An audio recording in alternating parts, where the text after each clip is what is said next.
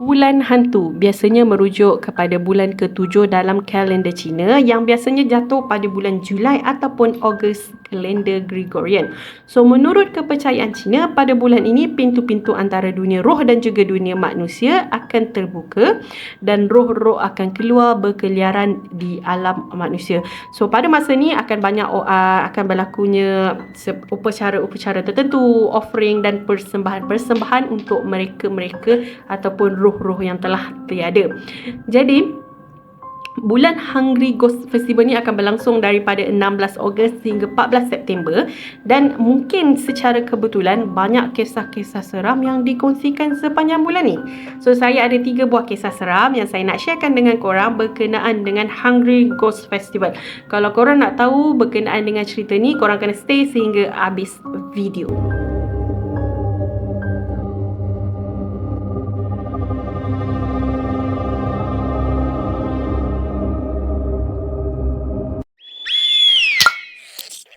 Aku healing sampai pagi tak balik. Oh no, tak perlu healing sampai pagi tak balik. Apa kata korang dapatkan ebook 27 Rahsia Healing, sebuah ebook penulisan daripada Sharifah Dura Uzma, kolaborasi bersama Dakmi, penulis lirik dan juga penyanyi. Saya sertakan link di bawah. Okay? Hai, Assalamualaikum warahmatullahi wabarakatuh. Welcome back to channel Zulaikha Roslan. Apa khabar? Tak kira di mana saja anda berada, saya doakan semoga urusan anda dipermudahkan oleh Yang Maha Esa dan anda berada dalam keadaan kesihatan yang baik-baiklah. So, sebelum saya teruskan untuk video saya pada kali ini, saya nak ucapkan terima kasih kepada korang yang sudi kembali setiap kali saya update video, dan terima kasih kepada korang yang sudi klik video ni. Mungkin korang pertama kali terjumpa channel ni. Jangan lupa bantu saya subscribe dan aktifkan notifikasi loceng. Saya taklah hebat macam YouTuber-YouTuber lain, tapi insyaAllah saya janji saya akan cuba untuk buat penambahbaikan untuk setiap video-video yang akan saya update lagi selepas ni, insyaAllah. So, apa kata anda support saya untuk tambah subscriber, sebab saya masih lagi road to 2000 subscriber. Masih lagi belum berjaya, tak apalah, slow-slow insyaAllah. Semoga ada rezeki saya. Sebelum saya teruskan untuk cerita saya pada video kali ini, saya nak buat disclaimer sikit. Cerita-cerita yang saya sharekan dengan korang adalah sebuah cerita yang saya dapat secara langsung. Maksudnya bukanlah daripada perkongsian di email dan sebagainya. Kebanyakannya daripada orang yang saya kenal, dan ada serta-serta tu daripada orang yang saya tanya sebab saya kapoci. So, kalau korang pun ada cerita menarik, korang boleh sharekan dekat ruangan komen dekat bawah. Dekat ruangan email yang saya sertakan dekat bawah. Dan tanpa membuang masa, jom kita mulakan untuk cerita kita yang pertama. Cerita yang pertama ni disampaikan oleh Akmal, dan Akmal ni adalah seorang kaki pancing.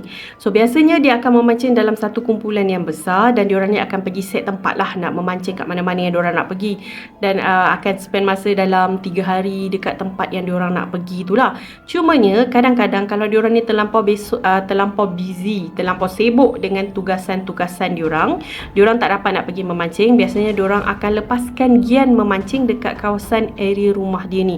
Ada macam kawasan lombong macam tu lah yang boleh diorang gunakan untuk aktiviti memancing diorang sehari 2 hari untuk lepaskan gian lah.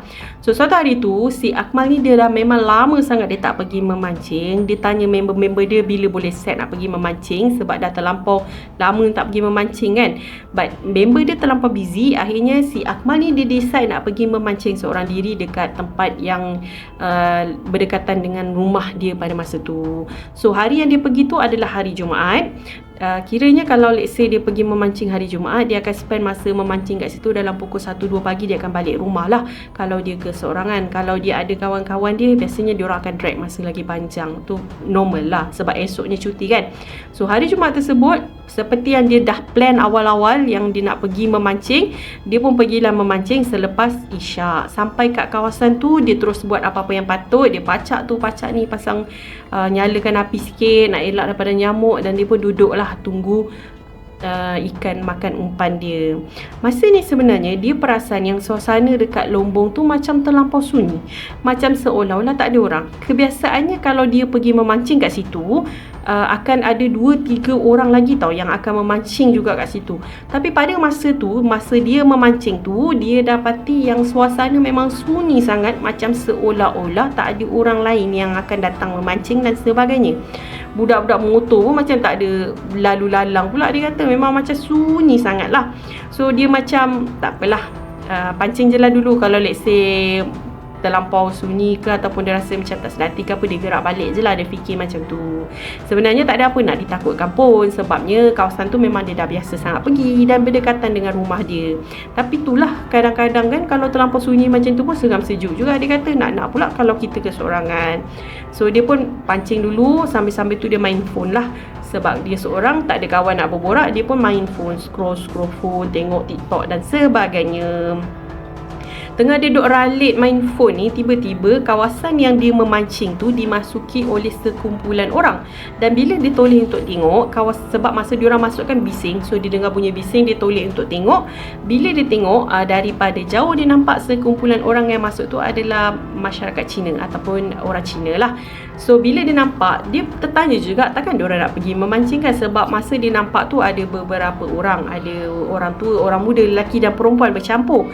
So dia macam takkan diorang ni nak pergi memancing. Dia pun macam tertarik lah nak tengok dekat diorang kan. So dia pun tengok lah apa yang diorang buat. Diorang ni berjalan menuju dekat sebuah pokok ataupun kawasan lapang dekat situ, dan diorang mula keluarkan barang. Daripada jauh dia nampak yang diorang macam sedang pacak-pacakkan liling dekat pokok berdekatan dekat situ.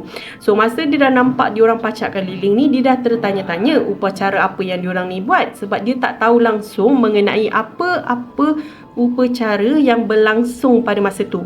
Sebab si Akmal ni, dia kata dia hanya tahu berkenaan dengan tahun baru Cina sahaja, dengan cap Gomi.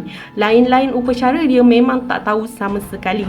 So bila dia nampak diorang dah mula pacak-pacakkan liling dan mula nyalakan api dekat liling tu, dia dah jadi macam tertarik lah nak tahu perayaan apa sekarang. So daripada handphone yang dia pegang tadi, dia pun mulalah Google dan tengok perayaan apa yang diorang raikan pada masa tu. Dan barulah dia nampak yang pada ketika itu diorang sedang menjalankan upacara dalam bulan hantu lapar ataupun Hungry Ghost Festival. So barulah dia tahu, oh ya ke sekarang ni bulan hantu lapar ke? Oh ada bulan macam ni semua. Bila dia dah baca detail sampai habis, dia kata masa tu sebenarnya dah timbul lah rasa seram sejuk sebenarnya. Sebab mengikut kepercayaan masyarakat Cina kan, ada roh-roh yang keluar, dari erti lain macam hantu-hantu kan. So dia kata dah rasa macam seram sejuk, tapi benda tu kan tak ada dalam kepercayaan kita. Jadi dia kata tak boleh fikir macam tu lah, berdosa, abaikan, dia fikir macam tu. So dia pun teruskan aktiviti dia memancing sambil dia main phone. Sesekali dia tengoklah juga apa yang diorang tu buat.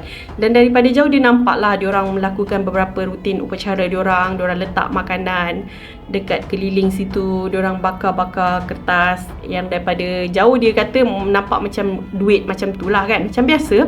So dia pun teruskan main phone sambil-sambil mancing. Dan pada masa ni sebenarnya dia dah pacak pancing tu agak lama, tapi tak ada satu ikan pun yang kena. Dia rasa macam pelik sangat, sebab selalu kawasan tu adalah kawasan yang paling mudah sekali nak dapat ikan, tapi tak dapat. So rasa frust pun ada jugalah, tapi dia macam tak apalah, relax dulu, tak payah nak fikir kan. So dia pun relax, tenang sambil mancing main phone. Dah leka sangat main phone, dia tiba-tiba rasa suasana kembali sunyi. Dan bila dia tengok dekat arah tadi tu, sekumpulan orang-orang Cina tadi tu pun telah pergi meninggalkan kawasan tu. Maksudnya diorang dah balik lah, and dia tak perasan langsung bila masa diorang ni balik. Yang dia tahu tiba-tiba je dah sunyi balik. Dan sekarang keadaan memang dah kembali sunyi. Macam awal-awal dia sampai tadi, dah tak ada dengar dah bunyi apa, cuma dengar bunyi-bunyi malam lah macam biasa. Pada hati dia masa tu terdetik juga, rasa macam tak sedap hati lah nak balik lah. Sebab tak ada orang, selalunya kawasan tu ramai je orang mancing ni, tak ada orang langsung datang ni, macam pelik ni dia kata kan. Dah terdetik dalam hati dia nak balik, tapi disebabkan dia rasa macam lah dah datang ni tak apalah, try je dulu mancing dan kita tengok dulu dapat hasil ke tak. So dalam duk dia tunggu, kadang-kadang dia betulkan umpan dia, betulkan pancing dia sebab ikan tak kena langsung. Tiba-tiba suasana yang sunyi tadi tu bertukar menjadi satu bunyi yang bising. Mula-mula dia macam pelik tau, bunyi yang dia dengar tu bunyi apa. Sebabnya bunyi tu bukan bunyi orang bercakap, orang berjalan, orang berlari atau bunyi motor, tapi dia lebih kepada bunyi orang sedang makan. dia rasa macam dia dengar bunyi orang tengah makan. Tapi bunyi orang makan ni bukan dalam suasana yang sopan ataupun dalam cara yang sopan. Bunyi orang makan ni dia dalam bunyi yang agak lahap, agak bising. Dia macam macam tu dia kata. Dia bukan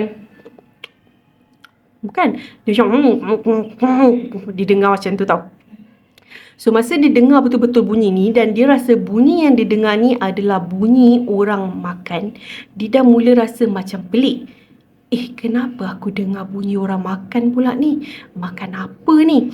Dan rasa ni dia dah terdetik dalam hati dia, jangan-jangan dekat sana. Betul ke ada orang tengah makan kat sana? Betul ke ada hantu tengah makan kat sana? Dia fikir macam tu tau. So dia pun tolehkan pandangan mata dia dekat pokok tu, dan bila dia tengok dekat sana, sebenarnya dia tak nampak apa-apa pun. Dia tak nampak siapa-siapa pun yang tengah makan ke apa kat situ, tak. Tapi dia masih lagi dengar bunyi. Dia masih lagi dengar bunyi tu. So dia dah rasa macam tak sedar hati sangat ni. Aku dengar bunyi tapi aku tak nampak apa-apa. Kalau let's say aku dengar bunyi dan aku nampak, aku tahu benda tu memang ada, lagi okey lah kan. Ni aku tak tahu dia dekat mana kan, lagilah seram sejuk rasa dia. So dia pun buat apa? Dia pun mulalah pack barang-barang mancing dia nak pergi tinggalkan kawasan tu, sebab dia dah mula rasa takut, seram sejuk, sebab tak ada pengalaman dengan benda-benda macam ni. Tengah dia pack, dah siap pack barang dia. Sambil ni kan sebenarnya dia kata bunyi orang makan tu tak hilang sama sekali, sebab dia masih lagi dengar bunyi macam tu. So dia dah siap pack, dia pun nak berjalan tinggalkan kawasan tu, nak menuju ke motor dia dekat luar. Dan masa ni dia sempat lagi sekali toleh ke arah pokok tadi tu, dan kali ni dia nampak ada satu lembaga yang sedang mencangkung sambil makan makanan yang ada dekat pokok tu. Daripada jauh, dia nampak ada satu lembaga yang hitam duduk dekat pokok tu, mencangkung sambil makan. Dan masa ni dia memang tak fikir panjang. Dia terus lari tinggalkan kawasan tu dan menuju dekat motor dia. Sambil dia doa dalam hati, semoga tak ada benda yang ikut dia balik dan sebagainya. Dia tak nampak rupa hantu tu ke ataupun rupa lembaga tu. Cuma dia kata sebab kawasan kan gelap, tak ada lampu, jadi dia hanya nampak satu lembaga hitam sahaja yang sedang mencangkung dan sedang makan. Kelihatan seperti sangat-sangat lapar. Dan dia pun terus cabut dan tak boleh nak fikir apa dah. Apa yang dia nampak tu memang dia tak boleh nak fikir. Sebab tu pengalaman pertama dia pengalaman pertama dia alami ternampak benda-benda yang gaib macam ni. So itu perkongsian cerita daripada Ahmad.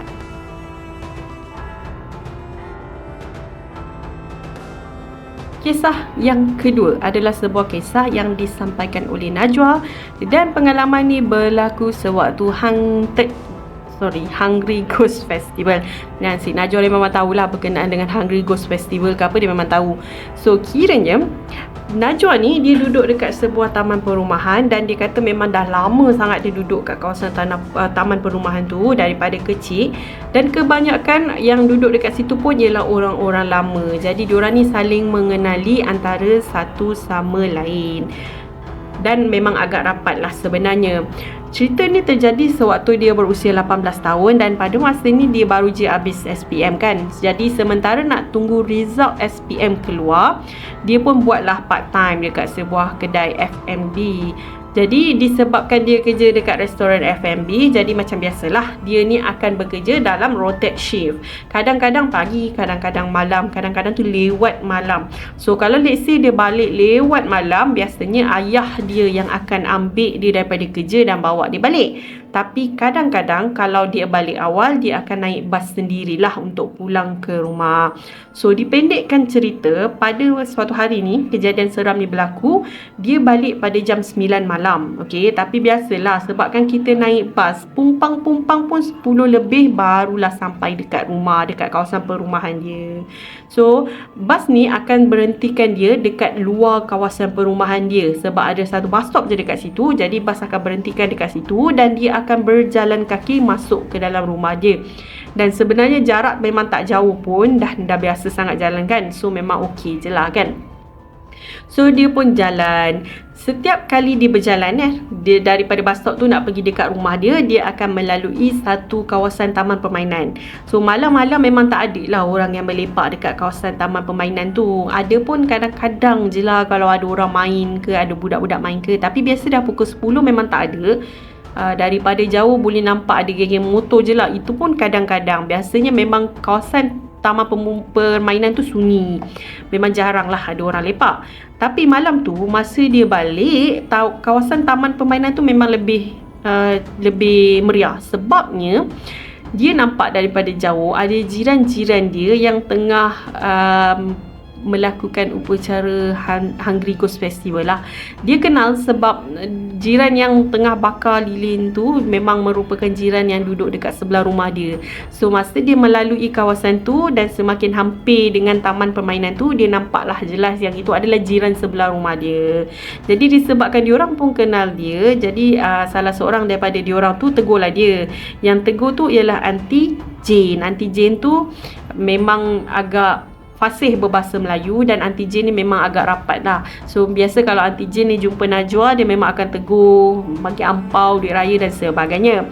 So Aunty Jane sebenarnya just tanya dia malam tu, you baru balik kerja ke? Itu je Aunty Jane tanya kat dia. Tak berborak panjang pun lepas Aunty Jane tanya, dan dia dah jawab dia pun nak pergilah meninggalkan kawasan tu, nak balik dekat rumah.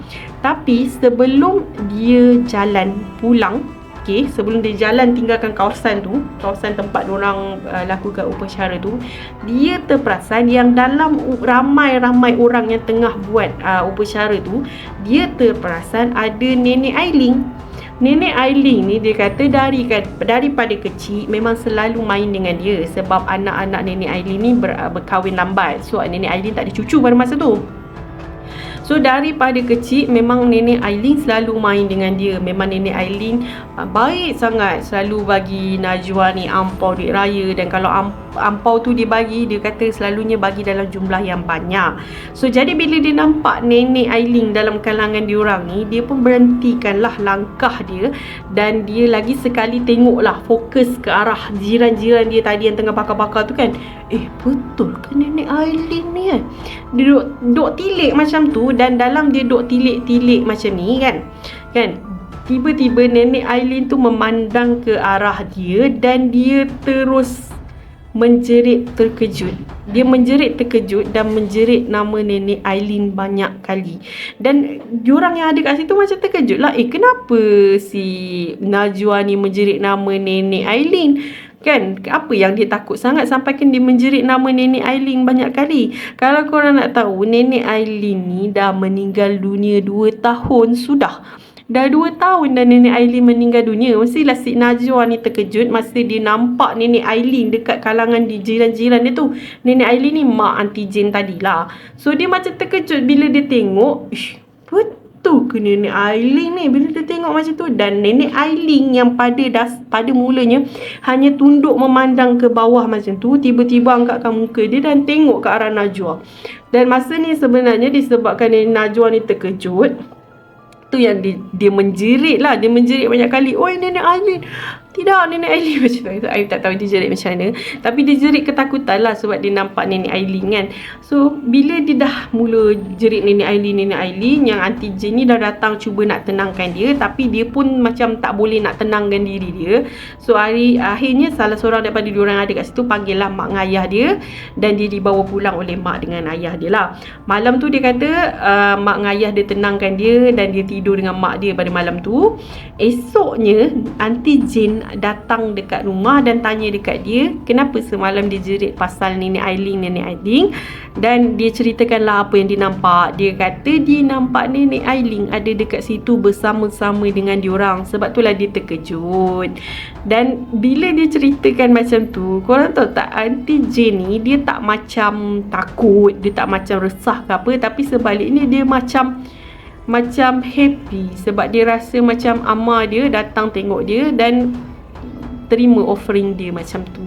Dia rasa macam tu lah, Allahualam lah benda-benda macam ni. Tapi itu perkongsian Najwa apabila dia balik malam tu dan dia ternampak nenek Ailing yang telah pun meninggal dunia 2 tahun lepas, sedang berada bersama dengan ahli keluarga dia dalam upacara Hungry Ghost Festival. So itu je perkongsian cerita daripada Najwa. Last story adalah daripada Nini, dan Nini ni dia duduk di sebuah rumah pangsapuri. Pangsapuri 5 tingkat dan pangsapuri ni sebenarnya tak ada lift, so dia biasanya akan naik tangga, dan kebetulan Nini ni dia punya rumah adalah berada di aras 5. Pangsapuri dia ni sebenarnya majoriti adalah orang Melayu dan adalah beberapa kediaman dimiliki oleh bangsa lain lah, tapi dia kata memang tak banyak. So dipendekkan cerita, Nini ni dia sama macam Najwa, dia memang dah familiar sangat dengan bulan hantu Cina ni. So dia dah tahu dah bila berlangsung ke apa, dan bila dia dah nampak start ada offering kat tepi-tepi jalan tu, dia dah tahu ush, ni mesti festival bulan hantu. Kebanyakan daripada kita tahu kan, bulan 8 je orang dah get ready dah, festival bulan hantu, festival bulan hantu. Kebanyakannya memang macam tu kan. So dia kata suatu malam tu dia balik kerja memang agak lewat. Sampai di dekat rumah, bawah rumah dia, dia pun parking motor dia dan dia teruslah berjalan menaiki tangga. So dia macam ni, tempat parking motor dekat belah sini dan tangga yang berdekatan mestilah tangga yang belah sini kan. Manakala rumah si Nini ni adalah di sebelah sana. So dia boleh je dua cara. Satu, dia jalan ke sana dan menaiki tangga yang berada di sebelah sini untuk ke rumah dia, atau dia naik tangga yang dekat dengan motor dia parking tadi tu dan berjalan melintasi 4 buah rumah sebelum sampai dekat rumah dia. Boleh je macam tu, ataupun yang cara yang pertama ni. Tapi cuma malam tu dia kata dia naik daripada tangga motor tadi tu. Mungkin sebab dia rasa macam lebih dekat ke apa kan. So dia naik dekat tangga motor tu sampailah dekat tingkat 5. So kiranya bila dah sampai dekat tingkat 5 ni, dia nak kena lintas 4 buah rumah sebelum sampai dekat rumah dia. Sebab rumah dia yang paling ujung dan berdekatan dengan tangga yang belah sini lah, okay. So masa dia naik ni sebenarnya memang keadaan rumah tu ataupun pangsapuri tu agak sunyi, sebab tak ada orang melepak ke apa, memang tak ada. Sebab kawasan pangsapuri ni bukan memang tak ada orang melepak, memang tak banyak budak-budak muda lah sebenarnya dia kata. So bila dia dah sampai dekat aras 5, sebelum dia nak naik, dah sampai dekat tangga aras 5 ni dan sebelum dia nak jalan dekat sini, tiba-tiba dia dengar satu bunyi muzik opera Cina. Bunyi muzik yang macam opera Cina punya bunyi muzik lah, okay. Bila dia dengar bunyi ni, dia rasa macam bunyi ni familiar sangat. Sebabnya dulu jiran sebelah rumah dia memang selalu buka lagu ni. Sebab jiran rumah dia yang dia panggil Auntie Ann. Auntie Ann ni adalah seorang yang sangat meminati muzik-muzik tradisional Cina. So Auntie Ann memang selalu buka muzik-muzik macam ni, selalu tengok opera-opera punya persembahan. So Auntie Ann ni dia tinggal berseorangan pada masa tu lah, dan dia telah pun meninggal dunia. So kiranya lepas Auntie Ann ni meninggal dunia, rumah yang dia tinggal tu dah kosong sebab anak-anak dia semua dah kahwin dan diorang ada rumah. Konon-kononnya rumah tu dalam proses nak jual, tapi masih lagi belum dijual lah. Dan barang-barang Auntie Ann masih lagi banyak dalam rumah tu sebenarnya. Mungkin anak-anak dia tak ada masa nak uruskan barang-barang dia dan sebagainya. So selepas Auntie Ann meninggal, rumah tu dah kosong dan memang tak ada lagi lah bunyi muzik-muzik opera ke apa ke, memang tak ada. Sebab tak ada orang lain lagi yang dengar, hanya Auntie Ann sahaja yang selalu buka bunyi-bunyi tu. Jadi dipendekkan cerita, masa dia sampai dekat aras 5 tu, tiba-tiba dia dengar bunyi muzik tu dan dia rasa bunyi tu sangat familiar. Sebab Auntie Ann je yang selalu buka.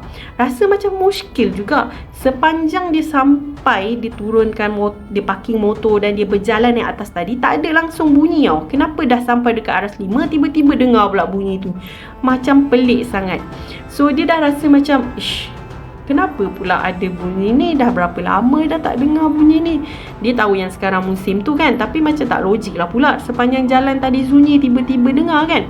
So dia pun macam tertanya-tanyalah siapa yang buka, apa semua kan. Tapi dia macam, okey lah, tak apalah, jalan je lah. So dia pun jalan melintasi rumah pertama, rumah kedua, dan semakin dia menghampiri rumah dia, bunyi tu semakin kuat.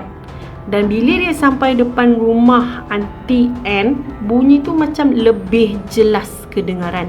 So dia pun tekapkan telinga dia dekat pintu Aunty Anne tu nak dengar betul ke bunyi ni datang daripada dalam rumah Aunty Anne. Dan masa dia tekap tu memang jelas bunyi tu datang daripada dalam rumah Aunty Anne. So masa ni sebenarnya dia terfikir, takkan tiba-tiba alat muzik ke ataupun radio Aunty Anne ternyala. Dah berapa lama dah benda tu ada dekat dalam rumah, takkan tiba-tiba boleh menyala pula. Masa ni dia terfikir macam tu je, dia terfikir yang radio tu ter-on ke apa kan. So dia pun pergilah dekat tingkap Aunty Anne. Tingkap Aunty Anne ni tingkap lama tau, dia bukan tingkap sliding, apa yang jenis macam pintu macam tu, tingkap macam tu kan. Dia tingkap yang kena tingkap yang satu-satu tu. So dia pun macam selak sikit nak tengok dalam rumah Aunty Anne, nak tengok kalau betul lah radio Aunty Anne ni terbuka ke apa kan. So masa dia tengok kan, ni kan ruang tu kan macam dia tengok, dia mata dia melilau sebab dia tak ingat ataupun dia tak tahulah kedudukan radio tu kat mana kan. So dia duduk melilau lah nak cari kalau ada cahaya, sebab kalau radio on kan ada cahaya. So dia pun melilau mata dia macam tu nak cari. Dan masa ni sebenarnya tiba-tiba dia tertangkap sesuatu dekat ataupun berdekatan dengan dinding. Okey, dekat ujung sikit dia kata dia macam ternampak ada seseorang yang sedang ataupun seolah-olah sedang menari seakan-akan tarian opera Cina. Daripada tingkap dia nampak tu, dekat ujung sana tu ada seseorang yang setengah menari tarian opera Cina. So masa ni dia tak nampak. Dia tak nampak orang tu menari pakai baju dengan muka semua tu, dia tak nampak cuma dia nampak ada satu kelibat macam tu yang tengah menari macam tu. Okey, so bila dia dah nampak benda tu, dia dah macam terkejut lah kan. Apa benda aku nampak? Bentuk dia memang nampak macam manusia tapi hitam legam. Nampaklah macam manusia yang sedang mengajuk-ngajuk tarian opera Cina. Tapi dia tak nampak muka ke apa, dia tak nampak. So dia yang dah terkejut sangat sebab nampak benda tu. Siapa suruh pergi mengintai tadi kan, dah ternampak benda bukan-bukan. Dia pun berlari lah kelang kabut dekat rumah dia. Nasib baik dekat je. Dia berlari dan dia ketuk pintu beberapa kali. Suruh ayah dia buka pintu lah. Ada je kunci, tapi disebabkan dia dah rasa terlampau takut, dia tak berani nak buka dia punya kunci rumah pun. So dia ketuk beberapa kali sehinggalah ayah dia buka pintu. Dan lepas ayah dia buka, diceritakan dekat ayah dia. Ayah dia sempat jugalah keluar menjenguk untuk tengok, tapi ayah dia tak dengar pun bunyi yang dia dengar tadi. Kiranya hanya dia seorang sajalah yang dengar pada malam tu. Sebab rumah dah lama kosong kan. Ayah dia kata tak apalah, faham sendirilah. Tapi lepas je daripada malam tu, dia kata dia memang takut nak lalu lepas rumah Aunty Anne lagi. So dia akan melintasi dekat bawah siap-siap dan naik tangga dekat ujung sana, terus masuk rumah dia. Dia memang tak lalu dah depan rumah Aunty Anne. So itu perkongsian ringkas daripada Nini mengenai pengalaman seram dia ketika Hungry Ghost Festival. Alright guys, thank you so much sebab korang sudi dengar hingga habis. Apa sahaja cerita yang saya sharekan dengan korang, anggaplah sebagai perkongsian dan janganlah terlampau taksub, terutamanya berkenaan dengan Hungry Ghost Festival. Sebab festival-festival macam ni tak ada dalam fahaman kita sebagai orang Islam. So korang anggap sebagai perkongsian cerita sahaja, okay? Kebenaran setiap cerita hanyalah milik Yang Maha Esa. Jangan lupa like, share dan komen. Sampai kita jumpa on the next video. Thank you so much for watching. Bye guys. Stay tuned dan stay safe.